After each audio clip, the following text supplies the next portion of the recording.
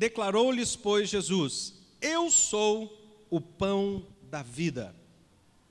O que vem a mim jamais terá fome, e o que crê em mim jamais terá sede. A primeira revelação de Jesus é o pão da vida. Vamos declarar? Jesus é o pão da vida. Jesus, quando ele faz essa declaração, havia todo um contexto. O que está acontecendo aqui? No dia anterior, ele tinha multiplicado 5 pães e 2 peixinhos e alimentado uma multidão. Ele alimentou, a Bíblia diz, cerca de 5.000 homens, fora mulheres e crianças. Imagine que se tivesse uma mulher e mais uma mulher com uma criança, nós teríamos então pelo menos 15.000 pessoas. Então o texto fala 5.000 homens, fora mulheres e crianças. Então naquele dia ele pegou esses 5 pães e alimentou essa multidão, e essa multidão se fartou, encheu a barriga. Sabe quando você come e você fica cheio e coça a barriga sem ter razão nenhuma? Desse jeito, eles estavam fartos ao ponto de ter sobrado. E Jesus manda recolher e recolhe ainda 12 cestos cheios de comida. E aí Jesus manda que os discípulos atravessem o lago, e ele fica ali despedindo a multidão, ou seja, atendendo ainda o povo, e depois que todos vão embora, ele fica sozinho, e ele fala com o Pai, ele gasta um tempo com o Pai, e depois ele vai ao encontro dos discípulos. Como que ele vai? Andando por sobre as águas. É um texto tremendo. E aí ele vai até onde estão os discípulos, então ele atravessa o lago, e aí no outro dia, o povo que estava com a barriga cheia, agora já está com a barriga vazia. Eles voltam para onde Jesus está, querendo alimento. E aí eles procuram, não acham Jesus. Falam, mas Jesus estava aqui. E ele não atravessou com os seus discípulos. E procuraram, até que encontraram Jesus. E quando encontraram, Jesus falou, Jesus, como é que o senhor chegou aqui? Mas Jesus já vai no âmago da questão. Vocês não vieram aqui porque vocês creram em mim, mas porque vocês encheram a barriga. Vocês comeram e se fartaram. Trabalhai não pela comida que perece, mas pelo pão da vida eterna. Nós devemos nos preocupar sim com o nosso alimento. O Senhor se preocupa e Ele cuida de nós, mas a nossa maior preocupação deve ser com as coisas celestiais. E aí ele fala, vocês precisam na verdade crer em mim. E eles falam, Jesus, Moisés fez algo para o povo crer nele, fez cair maná do céu. Novamente eles voltam na questão da comida. Ele falou assim, Moisés deu maná e eles comeram do maná. Eles comeram por 40 anos. Lembra?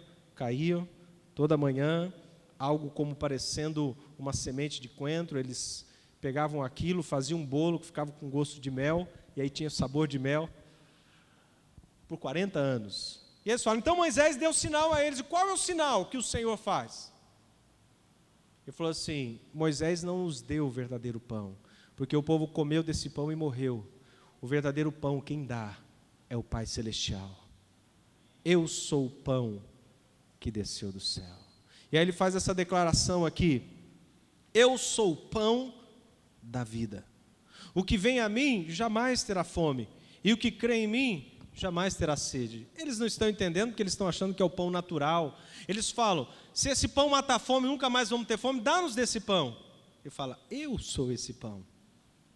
Eu sou o pão da vida. O que Jesus está falando é que quando nós experimentamos desse pão, que é Jesus, a nossa fome é saciada.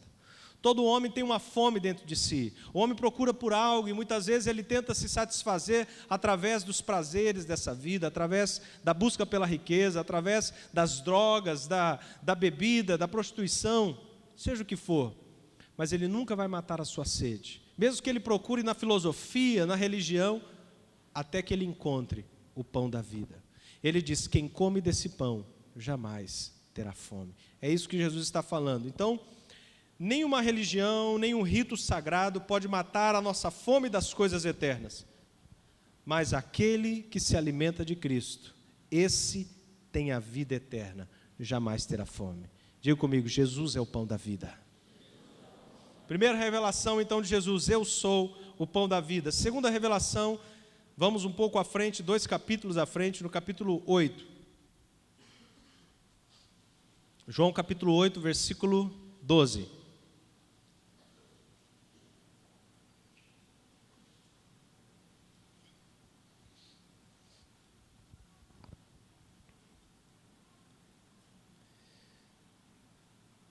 João capítulo 8, versículo 12, Jesus faz a seguinte declaração.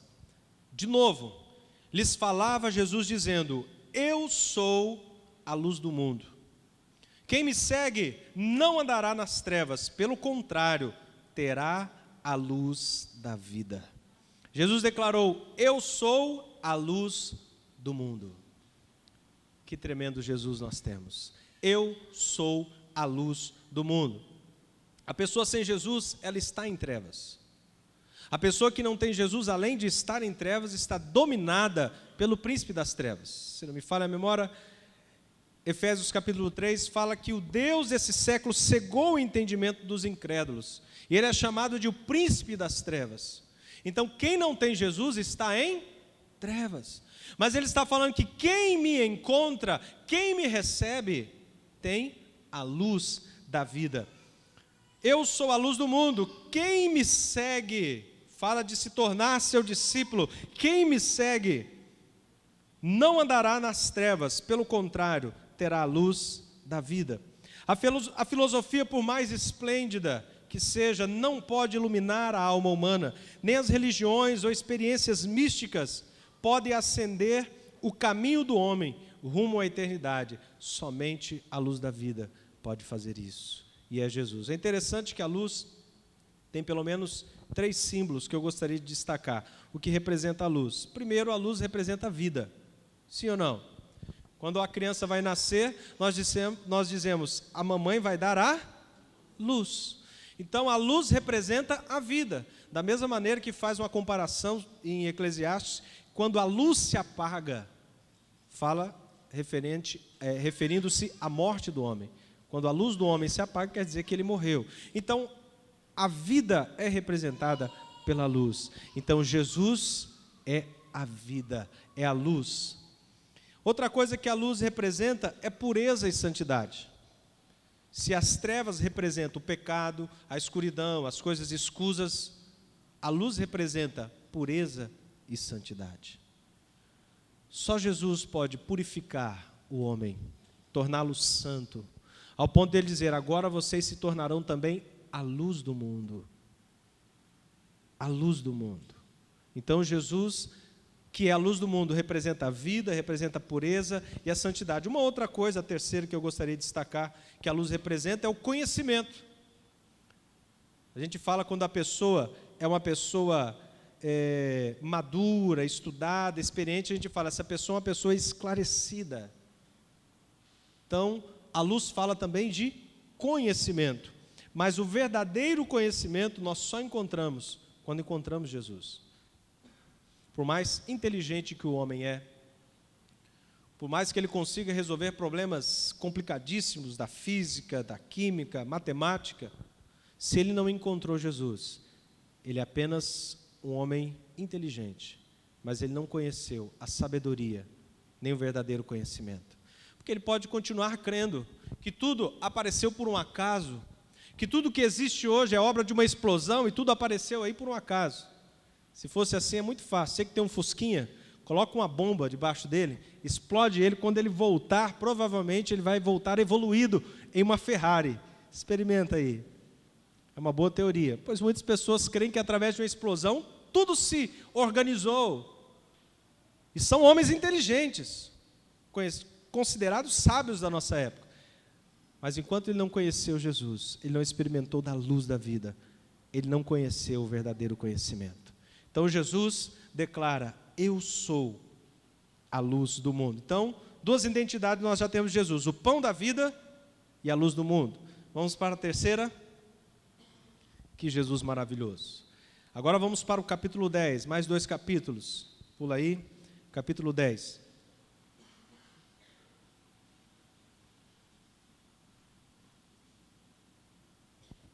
João capítulo 10, a partir do versículo 7.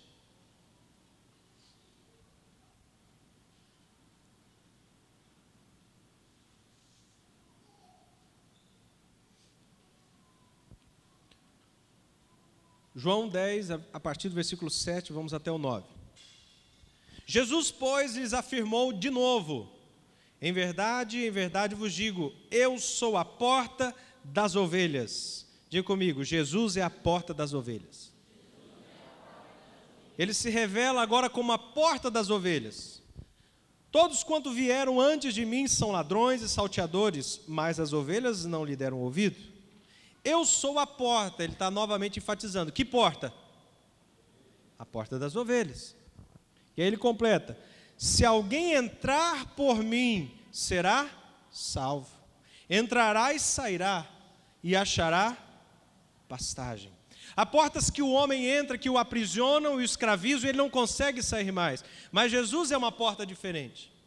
E aqui nós temos 3 revelações da porta das ovelhas. A primeira é que ele fala: eu sou a porta. Quem entrar por essa porta será salvo. Veja essa parte aí, será salvo. Então, essa porta é a única porta que traz salvação. Não existe outra porta.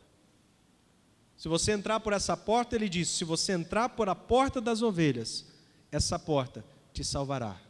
Será salvo. Então, ele é o único acesso que nós temos a Deus. Segunda coisa que ele fala: entrará e sairá. Diferente das portas que o mundo oferece, que escravizam o homem, que o aprisiona, ali nós encontramos liberdade nessa porta. Entrará e sairá. Essa porta nos liberta do medo, nos liberta da escravidão do pecado, nos liberta de nós mesmos, nos liberta do diabo, nos liberta do medo da morte. Entrará e sairá. Mas por fim, ele diz: e achará pastagem. O que está falando que essa porta é também? É a porta da provisão. Quem entrar por essa porta encontrará alimento, pastagem. Eu falo da provisão espiritual, emocional e financeira. Jesus é a nossa provisão. Tudo que nós precisamos está no Senhor. Tudo que nós precisamos está nele. Eu sou a porta das ovelhas. Quem entrar por essa porta se salvará, entrará e sairá e achará pastagem. Que Jesus tremendo. Que pastor maravilhoso que você tem. Jesus, o supremo pastor. Amém? Quarto, vamos agora para o versículo 11. Jesus se apresenta como a porta das ovelhas, mas ele não é apenas a porta. Ele continua no versículo 11 declarando o seguinte, João 10, 11. Eu sou o bom pastor. O bom pastor dá vida pelas ovelhas. Que declaração para aquele momento. Que declaração de consolo para aquele povo. Nós temos um povo oprimido por líderes gananciosos, líderes que oprimiam um povo, que expulsavam pessoas da sinagoga, que expulsou, por exemplo, o cego de nascença porque ele foi curado e declarou Jesus como um profeta. Homens maus. E agora Jesus diz, eu sou um pastor diferente. Eu não exploro minhas ovelhas, eu dou pastagem para elas, eu as alimento. Eu sou o bom pastor. Diga comigo, Jesus é o bom pastor. Então, a quarta revelação de Jesus, eu sou o bom pastor. No Novo Testamento, nós encontramos 3 revelações de Jesus como pastor. Primeiro, ele é o pastor que se dá pelas suas ovelhas. A sua vida foi em função das suas ovelhas. Você vai ver vários textos falando que Jesus, movido de compaixão. Jesus nunca fez milagres para aparecer para o povo. Pelo contrário, você vai ver ele fazendo milagres, falando, não conta para ninguém. Jesus não queria se aparecer, ele nunca fez para se vangloriar, ele sempre fez milagres, prodígios e maravilhas, movido de compaixão. Quando ele multiplica o pão, é porque o povo já estava 3 dias com ele, estavam com fome, e o caminho de volta era longo, era distante, era deserto, e o povo estava ali sedento do Senhor e foi ficando ali. E aí ele, movido de compaixão, alimenta aquele povo para que eles possam voltar para a sua casa, para que não se desfaleçam pelo caminho. Nós vamos ver Jesus encontrando várias situações que ele é movido de compaixão para o povo. Então ele é o bom pastor. Então é o pastor que vive em função das suas ovelhas. Primeira revelação dele como pastor. Segunda, ele é o pastor que dá a vida pelas suas ovelhas. Então Jesus ele vem para morrer pelas suas ovelhas. E a terceira revelação desse bom pastor, ele é o pastor que voltará pelas suas ovelhas. Ele diz: eu vou para o Pai, e eu vou preparar lugar para nós. E quando estiver pronto, eu venho para buscar vocês, minhas ovelhas. Fala para o irmão que está ao seu lado: Jesus vai vir me buscar. Amém? Ele é o meu bom pastor. Ele é o meu bom pastor. Então Jesus, ele sim, doa pelas suas ovelhas, ele se entrega pelas suas ovelhas e ele voltará por causa das suas ovelhas. Ele é o bom pastor. Vive por suas ovelhas, morre por suas ovelhas, voltará por suas ovelhas. Ah, que texto lindo. Grava aí. Eu sou o bom pastor. O bom pastor dá vida pelas ovelhas. Guarda isso no coração nessa noite. Quinta revelação de Jesus. Agora no capítulo 11, a partir do versículo 25.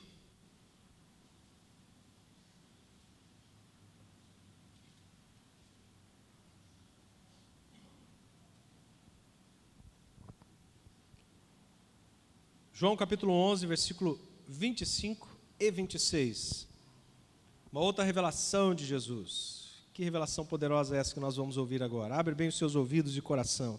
Diz assim: Jesus lhes disse, ou disse-lhe Jesus, na minha versão, disse-lhe Jesus: eu sou a ressurreição e a vida. Vamos declarar: Jesus é a ressurreição e a vida. Disse-lhe Jesus: eu sou a ressurreição e a vida. Quem crê em mim, ainda que morra, viverá. E todo que vive e crê em mim, não morrerá eternamente. Crês isso? Jesus te pergunta nessa noite: você crê nisso? Muito fraco, hein? Você crê nisso? Jesus fala: eu sou a ressurreição e a vida. Quando Jesus declara isso, Jesus estava chegando na casa de Maria e Marta. O seu irmão Lázaro tinha morrido, já fazia 4 dias. Naturalmente já cheirava mal, 4 dias enterrado. E agora, Marta vem para Jesus, e ela fala: Jesus, se o senhor tivesse aqui, meu irmão não teria morrido. E aí ele faz essa declaração: eu sou a ressurreição e a vida. Quem crê em mim, ainda que morra, viverá. E aí ele fala uma outra revelação: ainda que morra, viverá. E todo que vive e crê em mim, não morrerá eternamente. Ele está falando de 2 coisas. Primeiro, quem morrer vai ressuscitar em Cristo. E quem morrer nesse corpo físico não significa que ele morreu eternamente. Ele já encontrou a vida. Quero dizer para você que quando você recebe Jesus, você já passou da morte para a vida. Isso não vai acontecer simplesmente quando você morrer, você já passou da morte para a vida. E quando você morre, é apenas uma passagem. É o momento em que você abandona esse corpo corruptível. Mas haverá o dia que você vai receber o corpo incorruptível e habitará para sempre com ele. Então ele fala: eu sou a ressurreição e a vida. Sabe uma das coisas interessantes que a gente aprende com a morte de Jesus? Jesus vem para morrer, mas com a sua morte, ele mata a morte. Vou falar de novo. Jesus, ele veio para morrer, mas com a sua morte, ele matou a morte. Ao ponto de Paulo dizer: onde está a morte, a sua vitória? Onde está a morte, o seu agrilhão? A morte foi vencida, foi tragada pela vida. Jesus veio para morrer, mas para matar a morte. Por quê? Porque ele é a ressurreição e a vida. E todas as vezes que a morte encontra a vida, a morte é uma força pequena perto da vida e ela vai perder. Você vai ver isso na vida de Jesus. Você percebeu que Jesus nunca participou de um velório? Você vai procurar na Bíblia, todos os anos de Jesus, ele nunca participou de um velório no seu ministério. Todas as vezes que ele participou de um velório, o morto ressuscitou. Até aquele que ele não foi convidado, né?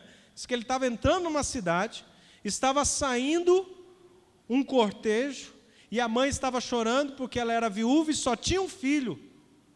E esse filho era a única esperança dessa mulher. Porque, diferente da nossa cultura, o filho é que leva a provisão para o lar e é o filho que vai levar o nome da família. E agora morreu tudo, acabou a esperança. E Jesus, ao ver esse velório, ele vai de encontro, movido de compaixão. E ele vê essa mulher chorando e ele fala: mulher, não chora. E aí ele toca no morto e o morto passa a viver. Outros ele foi convidado. E quando ele chegou no velório, acabou-se o velório, né? Inclusive estava um que o pessoal estava chorando já, né? Disse que naquela época tinha as pessoas contratadas para fazer os lamentos. É como se fosse uma banda contratada para tocar canções de lamento e chorar. Então o pessoal estava lá com todo o cortejo, chorando, na casa da menina, né? E do filho, o chefe da sinagoga. E aí ele vai para essa casa, e quando ele chega, está toda a banda tocando, canções de lamento, chorando. Ele falou: pode parar. A menina não está morta, ela está dormindo. Eu acho engraçado a capacidade desse povo de rir enquanto estava chorando, porque fala que eles pararam, eles riram de Jesus, né? Achou graça disso. A menina está morta. E aí vocês conhecem a história, ele ressuscita a menina dizendo: Tabita cume, menina levanta, e aí acabou o velório. Enfim, o que eu estou dizendo é que aonde Jesus chegou estava a morte foi vencida. E ele diz que ninguém podia matá-lo, ele entregou a sua própria vida. Por quê? Para com a sua vida matar a morte, porque a morte não pôde reter o autor da vida. Ao terceiro dia ele ressuscitou, e ele ressurreto, ele diz: eu tenho as chaves da morte e do inferno. A morte foi vencida. Eu sou a ressurreição, eu sou a vida.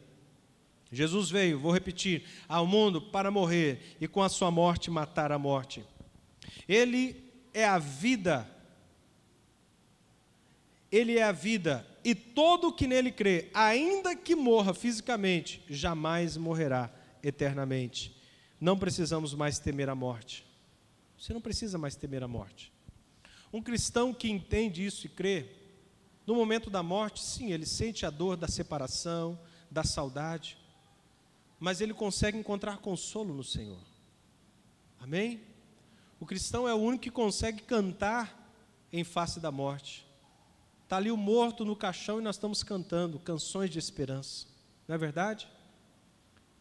Agora, a pessoa que não conhece o autor da vida, ela se desespera.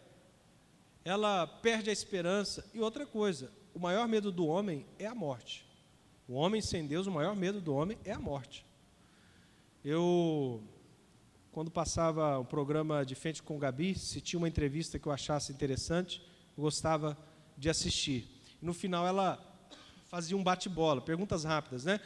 Uma palavra tipo amor, aí a pessoa falava, um sonho, darará, um medo. Quase todos diziam a morte. Eram pessoas que estavam ali, que tinham alcançado sucesso, fama, dinheiro, mas quando perguntavam, o medo, a morte. Quando uma pessoa que encontra Jesus, como Paulo diz, eu não tenho medo da morte, pelo contrário, o morrer para mim é lucro. O viver para mim é Cristo. Esse é o cristão. Se ele encontrou a ressurreição e a vida, o morrer para ele é lucro. Se você quiser marcar o texto que eu vou ler, para não sair do texto de João, porque nós estamos estudando aí João, eu vou ler 1 Coríntios 15, 54, que vai falar sobre isso, sobre a imortalidade ser revestida, a mortalidade ser revestida pela imortalidade. 1 Coríntios 15, 54.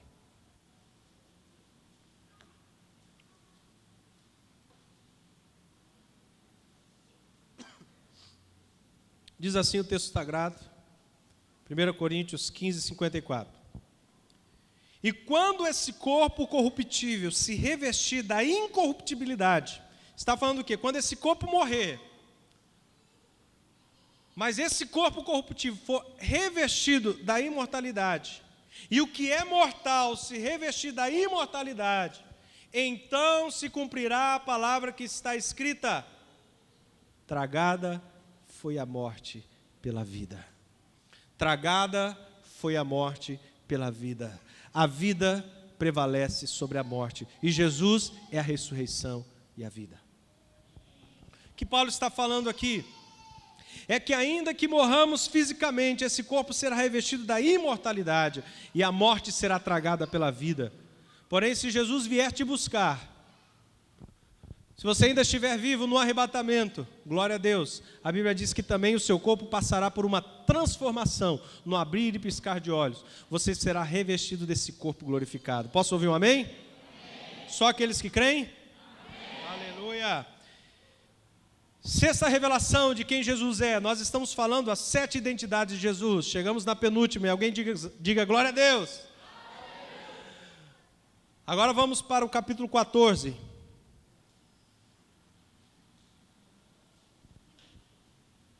João 14. Esse texto é lindo, queridos. Eu vejo como é importante as crianças frequentarem escolas bíblicas quando pequenas, né? Eu lembro que esse texto, quase todo o capítulo de João 14, eu decorei quando eu tinha, se não me engano, 8 anos. Porque a professora fez um desafio, né? Quem decorar todo esse texto, eu acho que era do versículo 1 até o versículo 15, uma coisa assim. E até hoje eu tenho decorado desde os 8 anos. A professora fez um desafio, quem ganhasse, se eu não me engano, ganharia uma caixa de bombom. Naquela época a caixa de bombom eram 600 gramas, hoje é 300, né? E naquela época que a família comprava uma caixa de bombom, às vezes por mês, se não no Natal, né? Quando a gente comprava uma cartela de iogurte por mês, e era separado um para cada um da família, e na família, no meu caso, tinha 5, aquele que sobrava, eu acho que ficava para o pai da família, né? O negócio era bem disputado. Ou às vezes, quando os pais eram bondosos, no meu caso, nós éramos 3 irmãos, então ficava 2 para cada um por mês. Então, uma caixa de bombom era uma grande coisa. Então, rapidamente, eu fui decorar o texto. Passei a semana toda decorando. E quando lá, eu falei na ponta da língua e ganhei minha caixa de bombom. Então, é um texto maravilhoso, Jesus se revelando. E no versículo 6 ele vai fazer uma revelação tremenda. Mas antes eu quero que você entenda qual é o contexto aqui. Jesus, ele está no cenáculo, na última reunião com seus discípulos. Ele está ali instituindo a ceia. Ele está avisando, olha, eu vou ser preso, vou ser condenado, vou ser crucificado. Então, era horas antes dele ser preso e ser julgado e condenado. Então, eram os últimos momentos, ele precisava dar uma palavra de consolo. Então, aqui ele vai declarar várias coisas poderosas que vão ser consolo para os seus discípulos. Entre elas, eu vou para o Pai, mas eu vou preparar lugar e vou voltar para levar vocês comigo. Mas um dos momentos que ele está declarando sobre ele, um dos discípulos, se eu não me engano é Filipe, está falando o seguinte: mostra-nos o Pai, isso nos basta. Ele fala, Filipe, há tanto tempo estou convosco que você não tem me conhecido. Quem vê a mim, vê ao Pai. Mas aí ele vai fazer uma grande declaração, que é o que nós queremos ver aqui. Versículo 6. Respondeu-lhe Jesus, eu sou o caminho, a verdade e a vida. Ninguém vem ao Pai, a não ser por mim. Eu sou o caminho, a verdade e a vida. Vamos declarar, Jesus é o caminho, a verdade e a vida. A sexta revelação de Jesus, eu sou o caminho, a verdade e a vida. Palavras de consolo para os seus discípulos. A preposição é muito importante no português, porque ele não falou, eu sou uma verdade, uma vida, um caminho. Ele diz, eu sou o caminho. Quer dizer que não existe outro caminho a não ser esse. Eu sou a verdade. Toda verdade fora de Jesus não é verdade. E eu sou a vida. Somente existe vida em Jesus.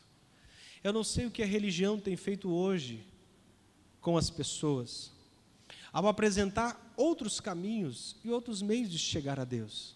Se ele fala que eu sou o caminho, e ele fala, ninguém vai ao Pai, tem acesso ao Pai, fala com o Pai, a não ser por mim. Mas o homem ainda continua tentando fazer vários outros caminhos para tentar levar o homem a Deus. Através da filosofia, através de práticas místicas, através de outros nomes. Mas ele diz, eu sou o caminho. Então, 3 coisas que nós podemos destacar aqui. Eu sou o caminho. Quem encontra Jesus não se perde, porque encontrou o caminho. É claro que esse caminho, como ele diz, é um caminho estreito. Às vezes ele está largo, às vezes nesse caminho ele vai se apertando, às vezes tem pedra, tem espinhos, mas quem está nesse caminho nunca se perde.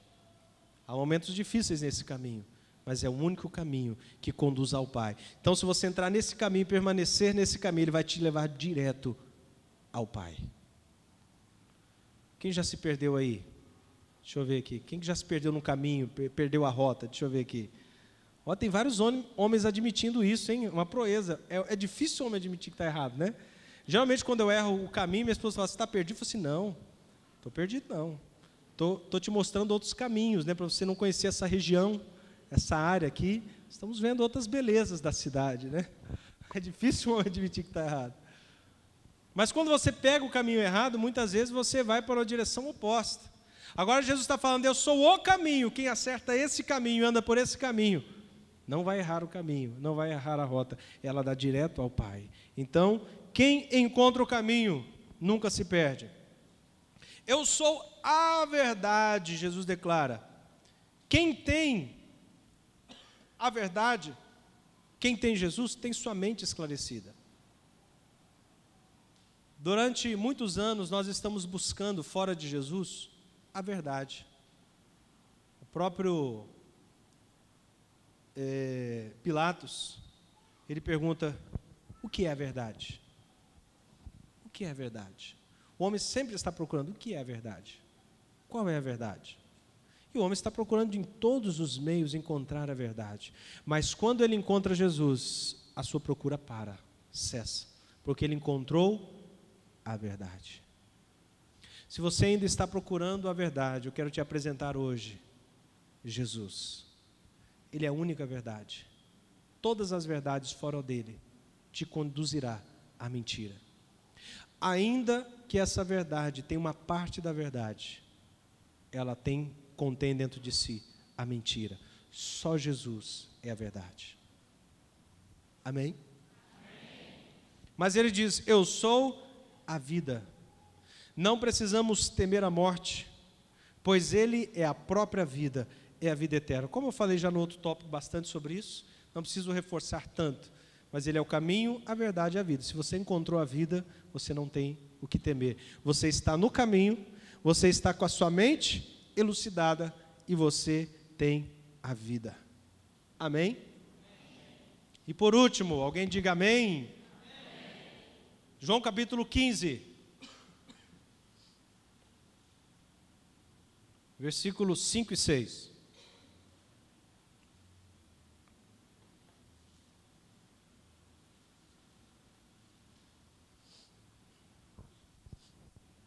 Jesus vai fazer uma declaração de si mesmo muito poderosa, especialmente para você que já conhece Jesus, já anda por esse caminho. É algo muito tremendo, muito forte. João capítulo 15, versículos 5 e 6 diz assim, eu sou a videira. Um pouquinho antes ele fala, eu sou a videira verdadeira. Então ele está ratificando, eu sou a videira, vós os ramos. O que uma videira produz, gente? Quem é bom de agricultura aí?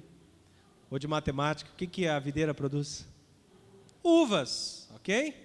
Da uva também nós extraímos várias coisas, né? O vinagre, vinho, passas. A uva. Ele está falando, eu sou a videira. Então, é aquele que vai dar a vida ou vai regar de seiva os ramos. Então, eu sou a videira, vós os ramos. Quem permanece em mim e eu nele, esse dá muito fruto. Não falou frutos, fruto. Porque eu creio que está remetendo a lá Gálatas capítulo 5, quando fala, o fruto do Espírito é amor, alegria, paz, longanimidade, benignidade, bondade, fidelidade, mansidão, domínio próprio e coisas semelhantes a essas. O fruto do Espírito. Até porque se nós extraímos da uva o vinho representa em algumas partes da Bíblia o quê? O Espírito Santo. Quando fala do vinho novo, se coloca vinho novo em odres novos, está falando da presença do Espírito Santo. Quando fala, não vos embriagueis com vinho, mas enchei-vos do Espírito. Então nós temos aí um comparativo. Então, está falando que aquele que está ligado à videira, através da seiva de Jesus dos nossos ramos, nós produzimos o fruto do Espírito, que é o quê? Amor, alegria, paz, longanimidade, benignidade, bondade, fidelidade, mansidão, domínio próprio. Porque sem mim nada podeis fazer. Nós não podemos produzir o fruto do Espírito sem o Senhor. Por isso você não pode dizer, quando eu melhorar, quando eu deixar de pecar, eu vou vir para Jesus. Você nunca vai conseguir isso. Porque é só ligado na videira que você recebe da sua seiva e você produz o fruto do Espírito. Fora dele você nada pode fazer. Se alguém não permanecer em mim, será lançado fora, à semelhança do ramo, e secará. E o apanham, lançam no fogo e o queimam. Então nós temos aqui tanto uma exortação como uma palavra de advertência. Vamos voltar aqui à linha de raciocínio. Jesus é a videira. Quem é o agricultor? O Pai. Pouco antes, eu não li o texto, mas fala, eu sou a videira verdadeira, meu pai é o agricultor. Então nós temos a videira verdadeira, dessa videira saem muitos ramos, diga, eu e você. Ponto para o seu irmão, eu e você somos os ramos. Através desses ramos, se ele estiver enxertado na videira, ele vai receber da seiva da videira, e ele vai produzir o fruto, muito fruto, fruto do Espírito. Agora ele fala, se alguém permanecer na videira, quer dizer que nós podemos hoje estar ligados na videira, mas podemos de alguma maneira abandonar a fé. No decorrer do caminho, querer sair desse caminho verdadeiro. E aí a Bíblia fala, quando você sair desse caminho, você vai secar. Se você não permanecer na videira, você vai secar. Por isso nós temos muitas pessoas que frequentam as igrejas, mas elas estão secas. E aí, se elas estão secas, elas não produzem o fruto do Espírito. E aí nós vamos ter as obras da carne.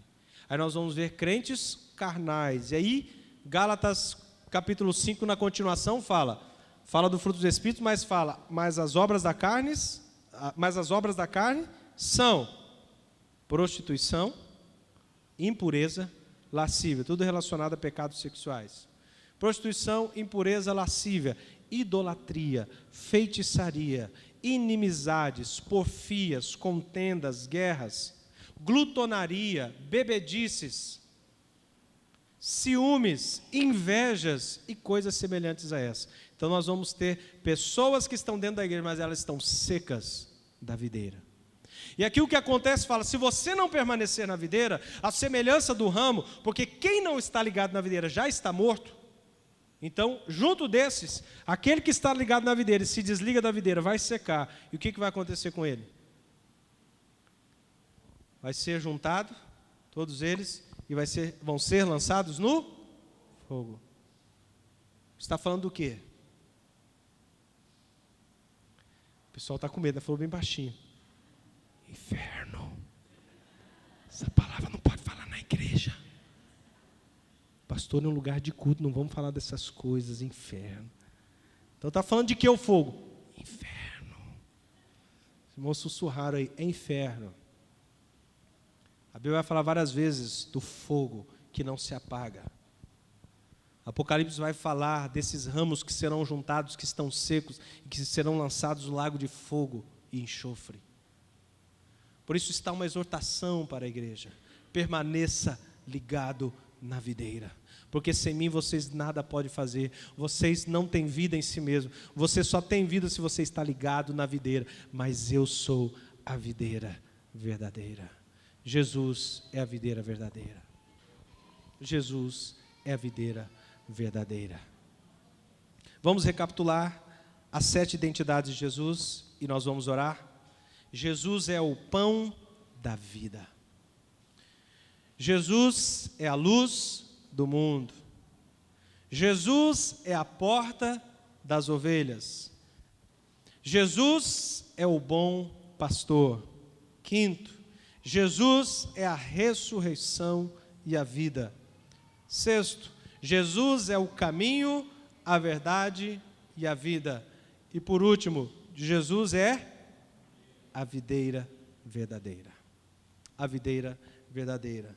Se ligue hoje na videira. Se você está ligado na videira, produza fruto do Espírito. Amém? E se você já está produzindo fruto, a Bíblia diz que aquele que produz muitos frutos do Espírito, ele vai limpar para que produza mais fruto ainda. O que é isso? É o Senhor nos podando, nos tratando. Mas se o pai é esse agricultor, deixa ele te podar. Às vezes dói, né? À medida que você vai crescendo na fé, você vai notando que tem coisas da sua vida que precisa ser arrancado. E aí ele vem com a poda, com a tesoura. Deixa ele cortar. São coisas que você sabe que você precisa abandonar, que estão atrapalhando você de viver uma vida intensa. Você precisa deixar de lado. Fala, Senhor, pode podar mesmo. E às vezes dói, mas vai valer a pena. Porque eu quero produzir frutos para a vida eterna. Para a vida eterna.